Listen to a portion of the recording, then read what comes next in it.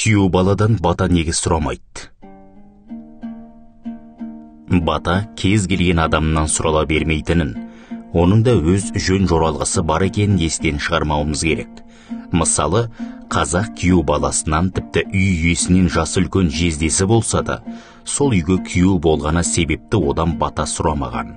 Оған кешегі заманның қым-қиғаш құбылмалы болып тұрған сәттерінде қауым жұртты қызыл тілінің күшімен асыраған, қазіргі Райымбек ауданы хан Тәңірінің баурайында ғұмыр кешкен Жанғабыл шешеннің мына айтқаны айғақ бола алады. Бірде Жанғабыл шешеннің қайын жұртынан бола тұра, бір жігіт шешенге бата беріңіз деп қолға салыпты. Жанғабыл шешен жезделгі әзілмен: сен әлгі 49 үйлі туыстан екенсің ғой дейді. Иә ата дейді жігіт.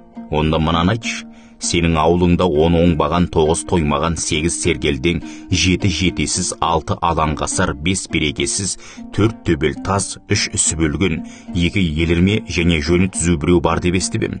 Сен солардың қайсынан боласың? Білмеймін ата дейді жігіт. Ендеше аулыңа барып, ақсақалдарыңнан сұрап соны біліп кел, сосын саған жақсылап бата берейін депті. Жігіт сөз астарын түсінбей ауылына келіп ақсақалдарға айтады. Сонда олар: әй, жөнді білмеген жетесіз неме, жездең сені оңдырмай қатырған екен, енді айыбыңды біз төлейтін болдық, есіңде болсын, ұғып ал. Жанғабылдың жолын қусаң, біздің елге күйеу, ал қазақ күйеу баладан бата сұрамайды деген екен.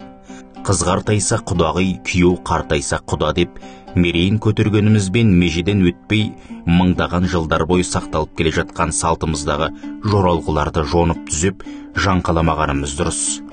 Күйеу қайын жұртына келгенде бата бермейді, себебі өз жұртын әр ру өзі басқарып әулетіне өздері береді. Алыстан келген сыйлы қонақтар бата береді. Ал күйеу баланың бермейтіндігі ұрпағы жоқ болып, қыз ұрпағы билемесін деген ырым. Күйеуді төрге шығармауы, есіктен кіріп төрменікі деме, шаңырағыма ие болар өз ұрпағым бар деген. Мейірбекұлы Болатбектің той мен ой кітабынан.